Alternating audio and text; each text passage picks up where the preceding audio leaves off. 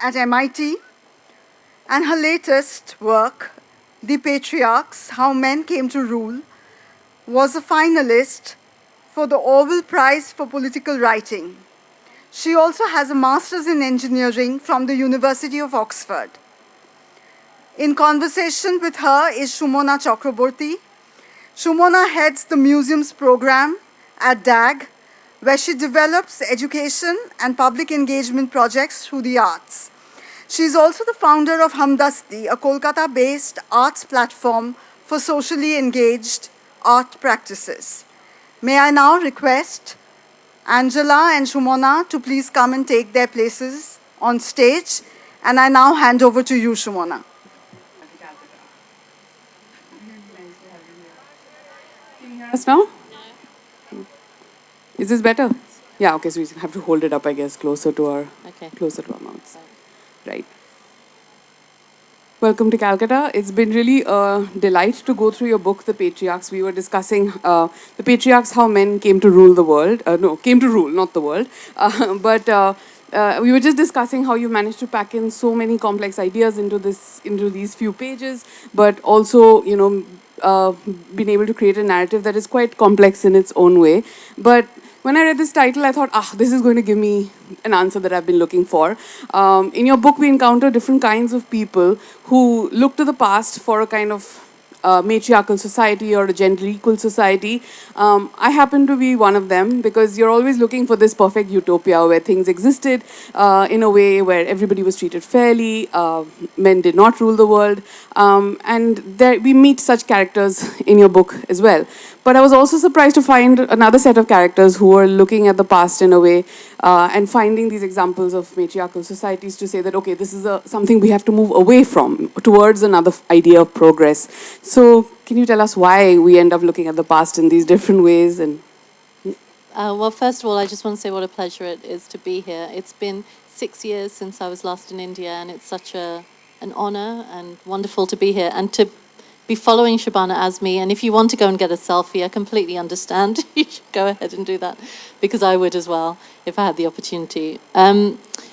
Well, when I was writing this, when you're writing about the very distant past, so of course I'm talking about the very far origins of how society came to look the way it did, is that the past becomes more and more uncertain and murky the further you go back. And so, of course, we impose our own ideas about it, our own stories about how we imagine the past was like. And we each have our own particular versions. There are a lot of people still who think that patriarchy is just the way that life has always been, that humans have always been organized this way, and we have, men have always had more power than women. But there are a lot of people who believe that the world was matriarchal once, that women had all the power, and then that was taken away at some point. And in fact, that's what Friedrich Engels argued in the 19th century. He was one of the first big European writers to interrogate this question of how patriarchy came about. And he famously coined this phrase, the world historical defeat of the female sex, that everything was female-led, and then men kind of destroyed everything and created the patriarchal state as we have it now. And within feminism, I think that idea of a matriarchal past is attractive for other reasons, and partly because we want to believe that it must have existed, because we want to hope that it can happen again, that we can have that matriarchal future because we had a matriarchal past. And as attractive as that is, and I do think it's a very attractive idea, and I don't want to take it away from anyone, because frankly, who's to say? We don't know. If you go back 10,000 years, genuinely, we don't really have that much information about how people lived. But the information we do have actually instead suggests that societies were much more ungendered, that they weren't concerned about gender in the same way that we are now. So the very earliest societies, Çatalhöyük, which I write about, which I can talk about, gender just doesn't seem to have been very important in how it was organized. That's actually a wonderful example, and you sort of cite this one figurine of this rather large and sort of voluptuous woman, but not in the way we understand, with various folds in her skin, which they found in Çatalhöyük, and then how everybody sort of labeled it as a goddess right from the bat. So, can you tell us a little bit about how that narrative around Çatalhöyük changed and emerged as more research came out over time? Yeah. So I wrote the Patriarchs over a number of years, but I started it just before the pandemic. So once the pandemic started, I tend to, because I'm a journalist, travel a lot when I'm writing. I go everywhere. And for a little while, I wasn't able to travel at all. It was impossible. But the first window I got, which was towards the middle of 2020, so the early autumn of 2020, I went straight to Çatalhöyük, which is in southern Anatolia, which is in modern-day Turkey. Because that is the site of one of the oldest human settlements on the planet. So as old as we know the Indus Valley is, Çatalhöyük was last occupied 9,000 years ago. So this predates everywhere else that we have historical evidence from. And it's remarkable. The settlement there is enormous. Thousands of people live there. The area now is very arid, but it used to be fertile. It's near the Fertile Crescent, so near ancient Mesopotamia. And it's quite recognizable in some ways. So if you look at the site, it looks like lots of large boxes all squashed together, piled up around each other. And the rooms, they don't look that dissimilar to modern-day houses in that you have a hearth, so where people would have cooked. People were buried under platforms in the floor of these houses. And the big difference is that there were no windows or doors. Everything was jammed up against each other. There was a hole in the roof and a ladder, and you would take a ladder to come up, to travel in and out of your home. And then everything was done on the surface, on the top of the houses. And new settlements were built on top of the old ones. So it's almost like, it looks like a honeycomb almost. And this predates writing, so we don't have any written evidence of how people lived, but we do have lots of archaeological data. So we can learn a lot these days through scientific evidence, archaeological data, genetic data even, from human remains. And all of this evidence tells us that men and women at Çatalhöyük, 9,000 years ago, lived pretty much the same lives. They ate the same kind of foods. They did the same kind of work, and you can tell work by the wear and tear on their bones. They were buried in similar ways. Even the difference in height. So imagine sex difference in height to be a constant. Actually, it isn't. It isn't even constant among countries today. But in Çatalhöyük, the difference was very, very slight. So men and women would have looked quite similar. There wouldn't have been a huge difference in size. So in every respect, and this is what the lead archaeologist at that site, Ian Hodder, he's at Stanford, he said that gender just didn't matter very much to the people who lived here. That's not to say that there was no other hierarchy. There could well have been a social hierarchy in terms of status or age, possibly.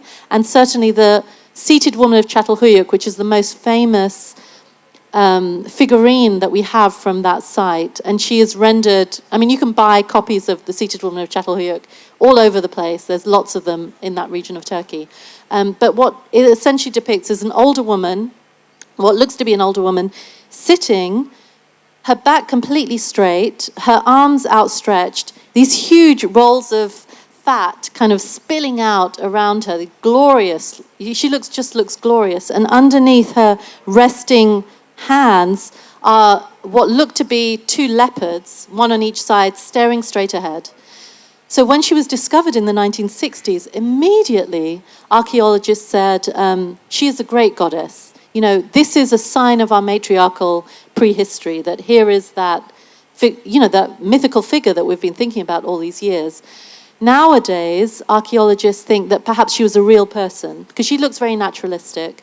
That maybe she was a matriarchal figure within, the community or her society, an important person. We just don't know, because we don't have any written evidence to point us in any direction. But what we can say is that the number of female figurines far outnumbers the number of male figurines that we have from that entire region. So women were not invisible. This was not a very gendered society. The big question then is, if that's what it was like in the Neolithic, the Stone Age, 9,000, 10,000 years ago, how and when did things change? And again, genetics provided some answers, especially a really interesting one about how 1 in 200 men, we do have 200 men here, have Genghis Khan's DNA or related to his DNA. Well, this is interesting. So there have been lots of attempts to look at how,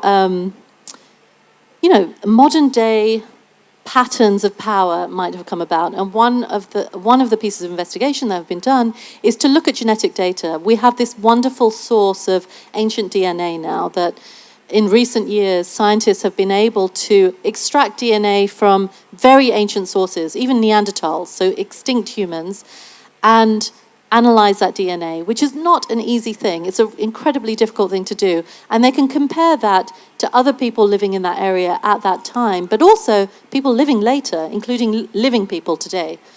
And it gives us so many fascinating insights, one of which is that the number of men who were having children around, I think it's around 7,000 years ago to 9,000 years ago, suddenly contracted. So there were very few men having children, having most of the children, a lot of other men not having children at all. And that survives into the present day. So, along the male chromosome, that kind of male line has actually contracted over those many thousands of years. And there are many explanations for this. One is that maybe there were lots of wars in that period and that lots of men died out. And so there were fewer men left and many more women. The female line, I should add, didn't contract in the same way. There was the same number of women, there were just far fewer men having children.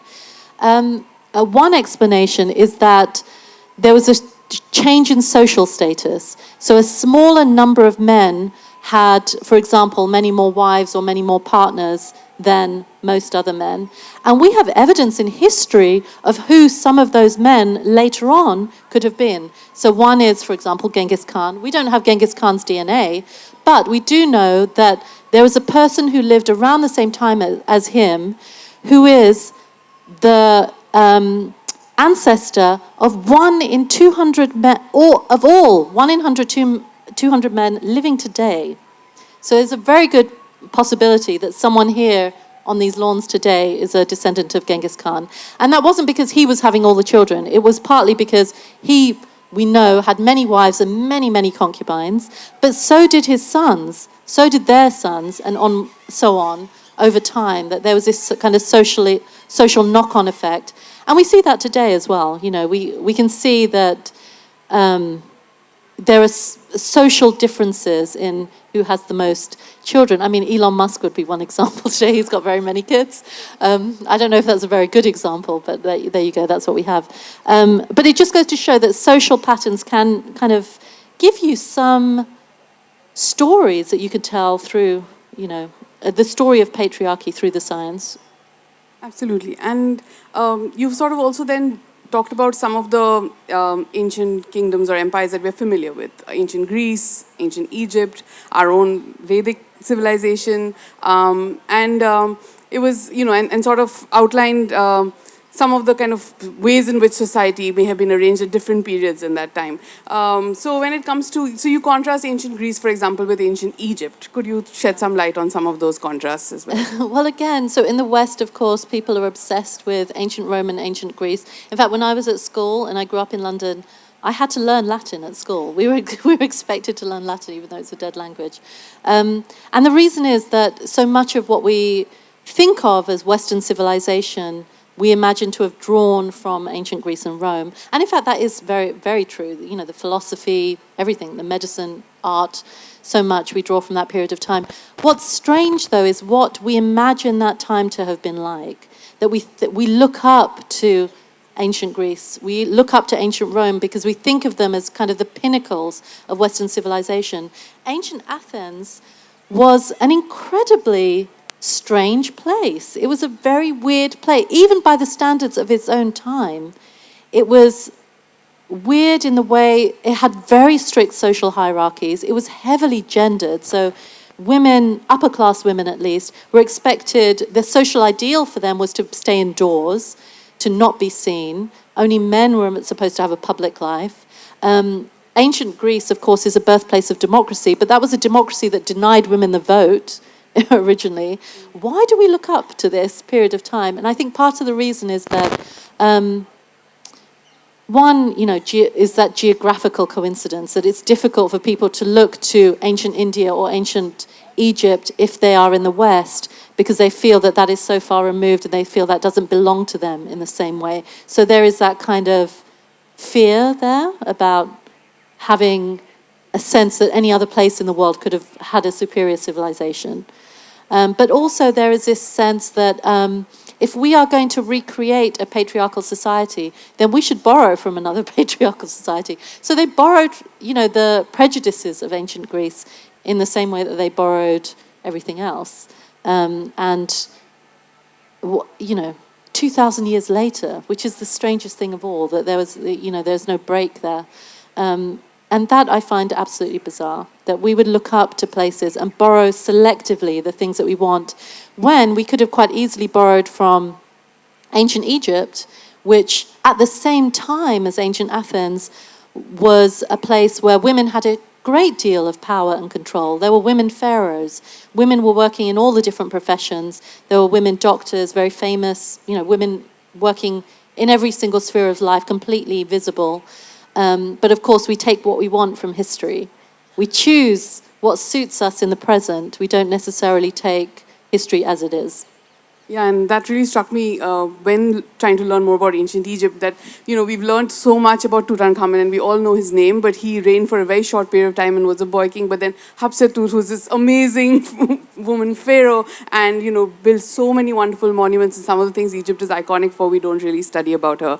That's because they found an intact tomb of Tutankhamun and didn't for Hatshepsut. So those are some of the cruel twists, I think, of history, and also what we then choose to select. But we all look to Greece for models of democracy. What I also like about your book is that you don't follow a very linear timeline, where you're not sort of tracing, like Engels saying, one sort of linear march either towards or away from patriarchy, because you also jump across geographies and also to different timelines. So we now come to the early sort of periods of colonial North America, and you talk about the, I don't know the pronunciation, Haudenosaunee group of indigenous people there. So could you tell us a little bit about their model of democracy and why that would be an inspiration, perhaps? Well, this was one of the big shocks, I think, for European colonialists, is as they were traveling the world, they imagined that patriarchy, that male domination was the rule, and that the older a society was, the more patriarchal it would be. In fact, it was quite the opposite. And in fact, you can see this in India. They went to Kerala, they saw matrilineal societies in India. They were shocked.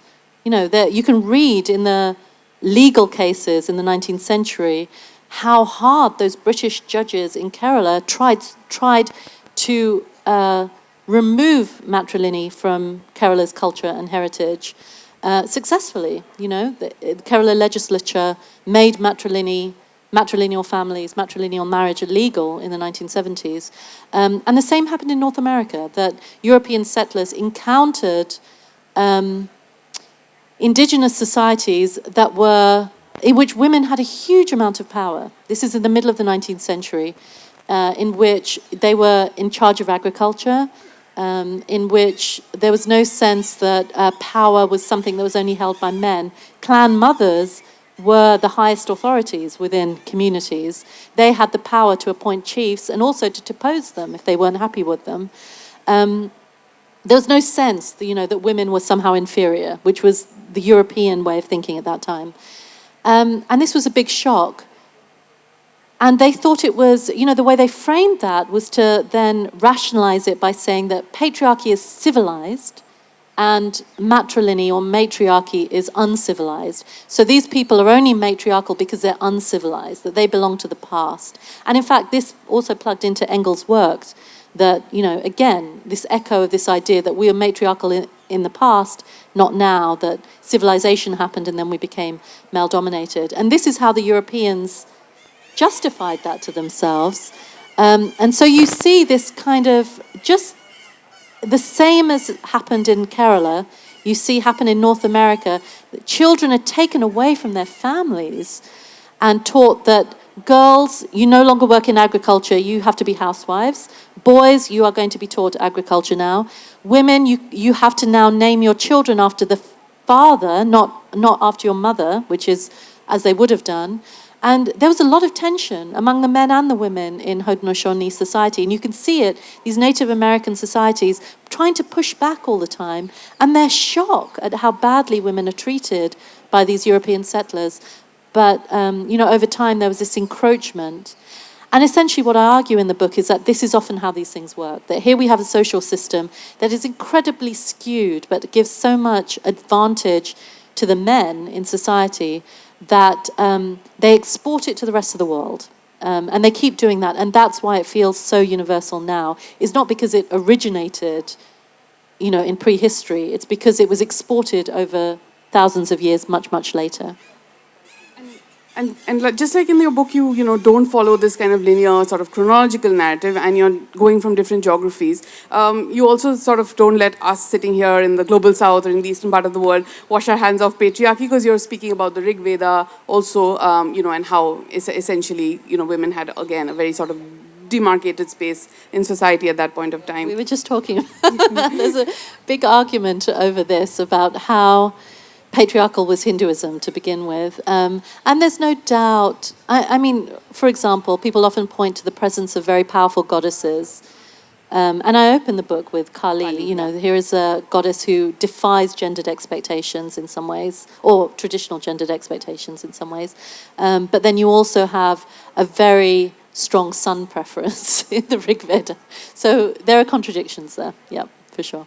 Yeah, and you also personalize it a little bit to your own family and what you see in your own households, and sort of, again, bring the story back across generations and locate it in the present very much. Do you want to speak a little bit to that, because I found that particular anecdote moving. I mean, my upbringing was a little bit unconventional in that, so my parents were Indian immigrants. They went from Punjab. They met in London. They got married in London, and that's where I grew up. And my dad, I think partly because he grew up in a military family, so his own father had been away at war, his grandfather also had been away, so his mother was a very big part of his childhood. And in those military families, you find that women are very powerful and very kind of strong. They're strong women with strong opinions. So when we were growing up, we were a family of 3 sisters. Really, genuinely, we had no sense that there was such a thing as men's work or women's work. My parents did everything together. My dad, I would sometimes go to other people's houses and see the father sitting on the couch reading a newspaper while the mother was in the kitchen. That would never happen in my household. It just would never happen. And I was quite shocked by it, because I thought that was something that belonged to the past, maybe 40, 50 years ago. There's no, my dad would always say, work is work. It doesn't matter whether you do it at home or you do it outside the home, it's just work. And that's part of the reason I went to study engineering at university, because my dad was an engineer, and I thought if he can do it, then I can do it. That's the way I was raised. And I still do all the DIY at home, I should add that. My husband can't do DIY. Thankfully, he isn't here to hear that. So I think it was partly because of that upbringing that I found it very easy to question the way things are, because I realized very quickly then that the way other people live is not some rule. It really depends on whatever you grow up with and whatever you're used to. And I think that gives me a capacity perhaps to question things. That's really the big gift that they gave me growing up, my parents, is that ability to question things, just because the way I was brought up was not the way that many other people were raised. But you also connect to something which is quite a personal question, which is marriage, in a chapter in your book. Do you want to speak a little bit about that as well? And and you're sort of arguing how the first form of patriarchy we encounter is often in our own homes. Yes, we do. Yeah, and I think that is where we first encounter these kind of gendered expectations of ourselves from our parents, from other people in our family. And certainly one of the earliest memories I have of this is when I was young. There was a cousin of mine from Delhi who had just got married to someone in London. She had moved to London, and she was having a very hard time. It was hard for her. Her husband was not great. His in-laws were much worse, like very difficult for her. And she would surreptitiously, when they weren't there, call my mum and tell her what was happening. And my mum's advice, and everyone in the family, their advice was just stick it out. Just stay, and it will get better and it will be fine. And fortunately, in her case, it did get better, partly because her in-laws died. but it did get better. But the thing, I took away from that was that we don't have much agency here then. If things are bad, you just have to put up with it.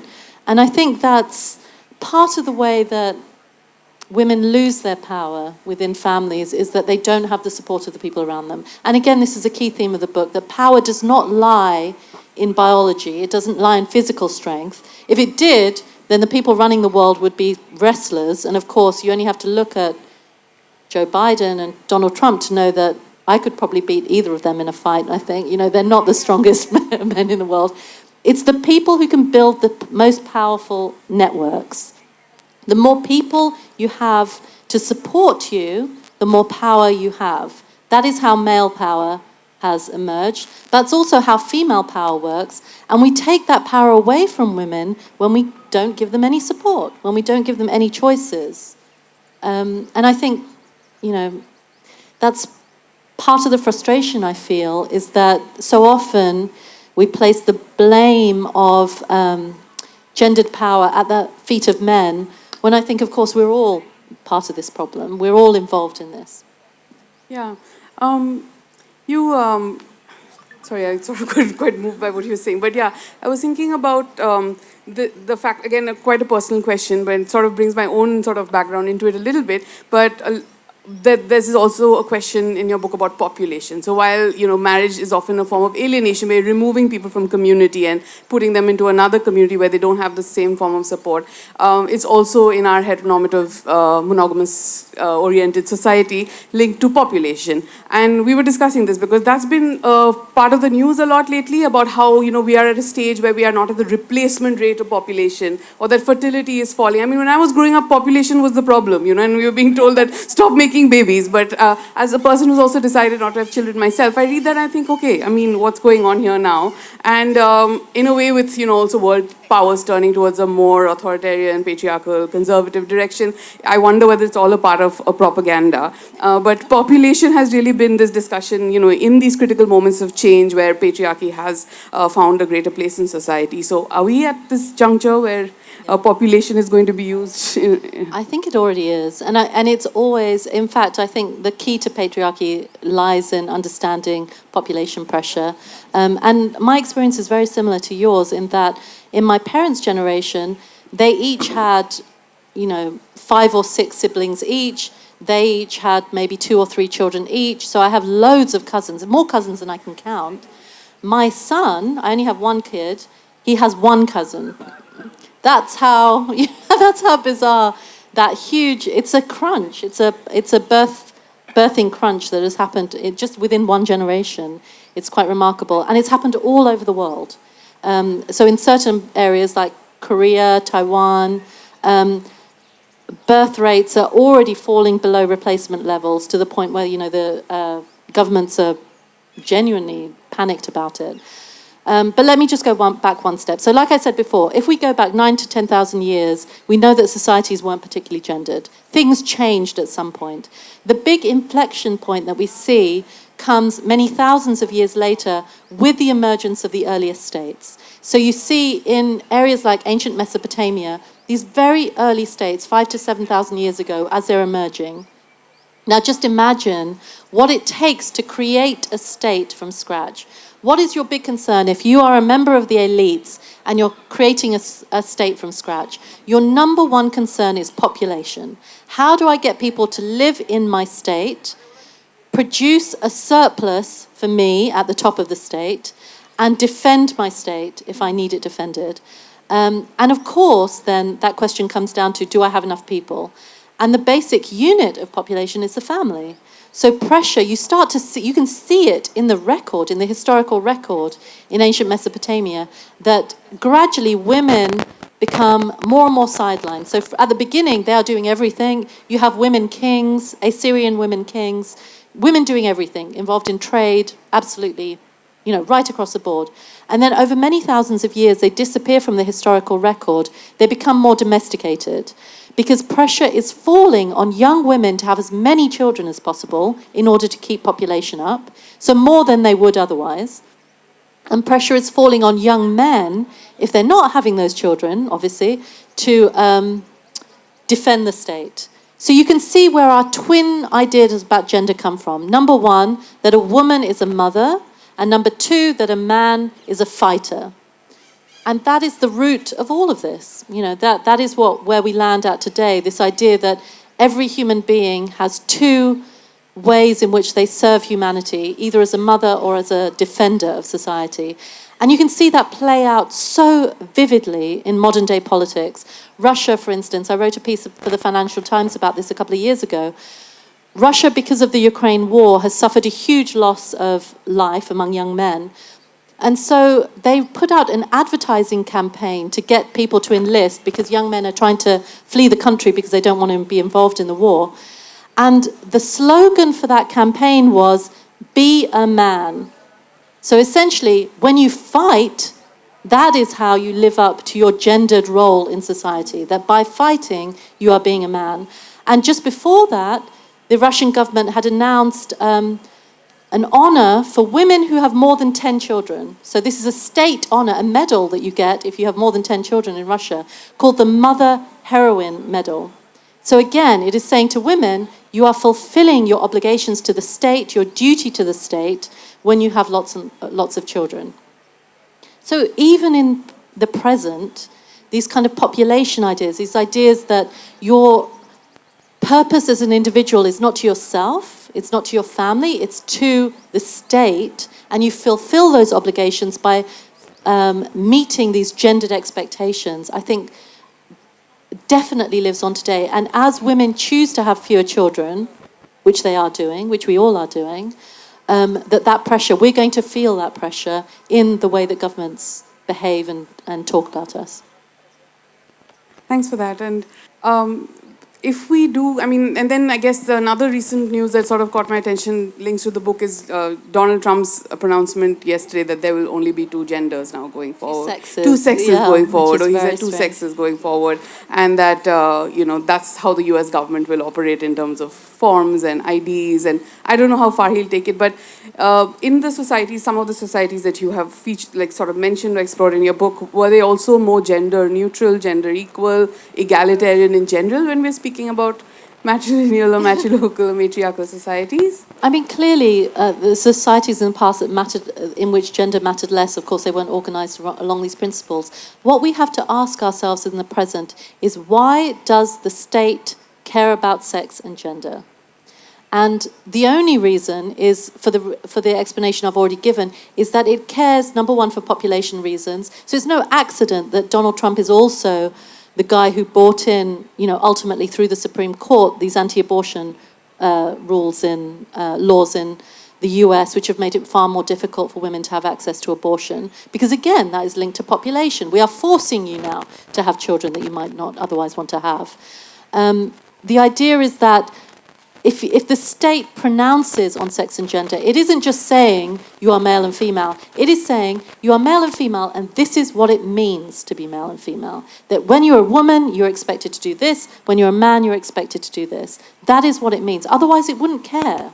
What difference does it make, really? It's just a box then on a form. The reason it worries about these things is because of what then those boxes mean to the state. Yeah. And in our own way, of course, we're questioning these ideals in our everyday lives, in our personal spheres, and I guess marriage is and this idea of the family unit is perhaps one of the areas where we'll all have to reconsider our own boundaries and ideas. But somehow, I don't know, when reading a book, I had this feeling that if we had to sort of create a more equal society, it would really mean letting go of a lot of things that are familiar and comfortable, and it's not really just about becoming more conscientious or aware citizens, but would really sort of mean a kind of end of things as we perhaps know it. Am I being too ominous, or is that a good thing to aspire to? I think that, when I was writing the end of the book, I really struggled with whether to end on an optimistic note or a pessimistic note. And I ended up on optimistic one because the final chapter happened to be about the Iranian Revolution of 1979. And just as I was finishing the book, those big protests happened after the death of Mahsa Amini. So you might remember this was a young woman in Iran who was essentially killed by the morality police for not wearing her hijab exactly right, covering her hair. And all these women and all these young men also came out on the streets in protest about that, flouted the law at risk to their own lives over this. And I watched that happening and I thought, how can I not be optimistic then? If there are people out there who are willing to suffer possible imprisonment or death at the hands of the state in order to assert their gender freedoms, then we have to be hopeful about what the future brings. The problem is that we associate a lot of patriarchal customs, we associate with tradition. We love them. So there are certain marriage customs, there are certain things like taking your husband's name. Where does the idea of taking your husband's name come from? It is rooted in the same tradition as slaves taking their master's name, that you are now the property of your husband, so now you will have, the same surname as him. And we don't think of it that way now. Many people take their husband's name when they get married. We disassociate it. But it's that disassociation that stops us from interrogating the ways in which patriarchy is embedded in our everyday lives in so many different ways, in so many countless little ways, whether it is fasting for your husband's health or, so many tiny little things that we do out of love of culture and tradition, which also happen to be patriarchal, which we are reluctant to interrogate or question, because it would also mean losing that part of ourselves that we also care about, which is our culture. And that is why change is so slow, because it is so difficult to do that. It takes so many generations to do that. It happens, it just happens very gradually. Yeah, and like you're saying, there's some of these things which we feel like we've done enough. I've not taken my husband's name, or maybe have a more equal way in which also we relate to class and caste in our homes. But there are other things that we do where perhaps, this idea of limiting our own sort, committing to monogamy. And I've done that very willingly. But is that also something that, that one you feel like is something which is freer, and we have a different idea of that in some of the matriarchal societies that existed in the past and also are existing today? Oh, absolutely. I mean, marriage doesn't exist. Marriage is not a universal custom. So there are many societies in the world, matrilineal. So there's only one illustration in the Patriarchs. It is a map of existing modern-day matrilineal societies, and anthropologists have catalogued at least 160, mostly in Asia and Africa, including in India. And they are all very different from each other. Some of them don't have marriage customs in the way that we might understand it, monogamous marriage customs.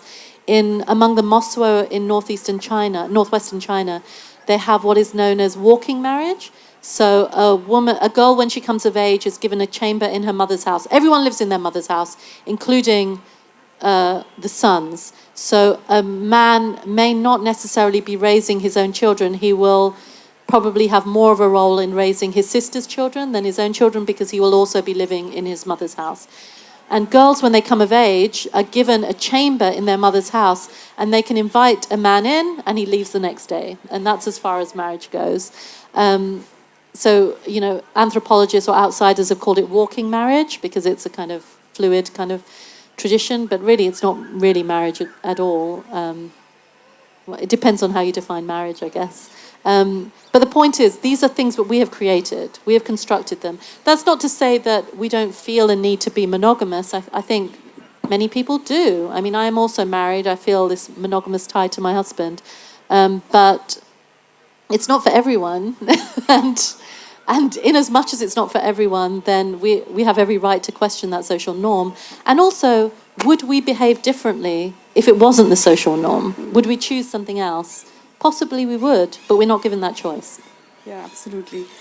And in doing so, and when you're sort of looking at these various matriarchal societies, matrilineal societies around the world, I guess you've also done a really good job of complicating those. It's not like you're saying that these are perfect societies or this is the utopic alternative. You've complicated every single narrative that you've touched upon. If you've said that, that ancient Greece was extremely patriarchal, you also provide a small counter narrative to that. So there has been ways in which you've written about how you've tried to also question your own biases, but write the entire history from a feminist axis. Even look at archaeology from a feminist axis.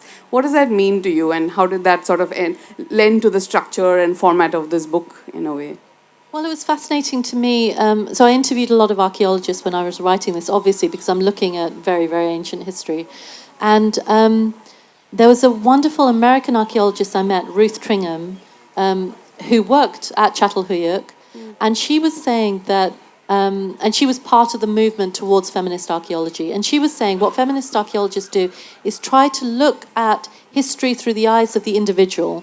So instead of understanding a big site and everything that happened at a big site, they try to look at the life history or try to recreate the life history of a single individual at that site and what they could have done through, the course of their life, how they might have lived. And every single person is different. And I like that because isn't that what life is like now? If I picked any one of you in this audience and looked at your life history, it would be very different from the person sitting next to you. So why do we, when we think about 5,000 or 6,000 years ago, or even 100 years ago, why do we behave as though everybody was doing exactly the same thing? Of course there was social variation. Of course there was plurality in how people thought. Of course there were tensions that happened day to day, as well as generation to generation. And it's very difficult to represent that, especially when you're looking at prehistory. But it's a wonderful approach, I think, to thinking about the past, because it humbles us. It takes us away from these grand narratives and focuses on single people. Absolutely. So when you have this title which says How Men Came to Rule, and that's something that really hooks you and gets your attention, but what's really lovely about the book is that you haven't really, you've complicated that idea at every single step of the way while providing some really insightful answers. So thank you for that. Do we have some time for questions from the audience? Yes. Yes, sir. I don't know if there's somebody giving a mic around or... Yeah, there's somebody coming this way. A question, please. Yes. Hi. I'm here. Madam, I want to know something about in a micro level. A micro level, you see, in the Indian context, is how to give a respectable or dignity to my partner. That's a great question. Should we take a few questions and then you can respond to them at once? I'm talking about the micro level. Yeah. So you mean on an everyday level how to give more respect to your partner? Can I assume your partner is female? Yes? Yeah. Wife? You're married? I'm married, yeah. Yeah. Well, I have had to encounter this myself when I got married. Like I said, I grew up in a quite egalitarian family in the way that we thought about gender. My husband, less so, that he, even though his parents... Madam, more precisely, yeah. Suppose my partner is a homemaker. Yes, yeah. How to give a respectable dignity or identity to her? I see. How to give it? Right, okay. Well, the thing is, one of the issues with the way that we have organized things is that work at home is not paid. Work outside the home is paid, and that limits women's agency if they are homemakers, obviously, because you have less financial freedom, you have less agency in a capitalist society, you have less freedom. So I'm not saying that you should pay her. There are campaigns to have wages for housework or a universal basic income for everyone, which I think would be wonderful because it would take into account that work at home, which goes unpaid but is so crucial to the running of society. And I would say that even if your wife is a homemaker, I'm sure she has other interests as well, share in those interests, and also take part in the homemaking yourself. There's no, that is also something you can do. And certainly that's how we have arranged things in my family, is that my husband and I do everything together. We both work, but we both do everything at home together. And it's good for you to be able to know how to do that too, obviously, to know that you can do the work that she is doing too. Actually, that's helpful. Maybe we'll take... Suppose for a working woman, it is easy to get an identity or feel herself comfortable in a particular milieu. But it it is always difficult for a homemaker. It doesn't have to be. I think it's just, these are about societal norms that we have and how we think about women homemakers. Of course, they are also working. They're just doing unpaid work at home. So it's really just a change of mindset, really, I think. Work is work. Like I said, this is what my dad always said. Work is work, whether you do it at home or whether you do it outside the home. It's still work. We have a question here. Thank you. There's a rather startling line in your book when you talk about ancient Greece. You say one of the worst things that could have happened. In fact, Athenian democracy made life worse for Athenian women. Can you just elaborate on that, please? That shocked a lot when I read it. It did. I know, because we imagine democracy to be a universally good thing. But of course, a democracy that denies women the vote then takes power away from women. So before democracy was instituted in ancient Athens, there were two spheres of life: the oikos and the polis. So the oikos is the home, the polis is the public space, and they were almost equal in importance because the oikos was an industrial center, essentially, that a woman, and I'm talking about a certain class of woman, would be producing food, producing goods for the home from scratch. People would be coming in and out every day. Everything would be done within the home sphere. And the polis, that is a different space, but no less or more important than the home space. What democracy, the institution of Athenian democracy did, was that it gave more power to the polis. It moved power away from the oikos to the polis. And when democracy was instituted, women were denied the vote, and also not all men had the vote either, a certain class of men that had the vote. And so political power then shifted away from women to the public space. And the reason I give that example in the book is that is exactly the form of democracy that Europe adopted when it also introduced its own democracies many hundreds of years later. It denied women the vote, and that took power away from women all over again. Yes. In the front. May we have the mic in the front, please? Good afternoon, ma'am. Sorry, may I ask the question here, please? Yes. Hi. Hi, Sumona. Hi. There was a wedding session. I just wanted to a little commentary on how I feel sometimes even women themselves perpetuate patriarchy and almost upheld it and take forward the ingrained assumptions that are there in gender norms. You mentioned about women sometimes doing that to take forward, in terms of cultural needs, or maybe because women are at the, there's a little bit of a matriarchal society within the sanctum of the home. They are running a matriarchal society in the kitchen and as the hearth bearer. So in those terms, I feel, do you think it's sometimes problematic where women take forth with the help of other women in the household also to take forward patriarchy, and not always just because of culture, because they've been through it, and how problematic that is and important that is to interrupt that? I talk at length about this in the book because I think that Sas-Bahu relationship is such a crucial one to understanding how patriarchal power exists within families. And this is not just particular to India.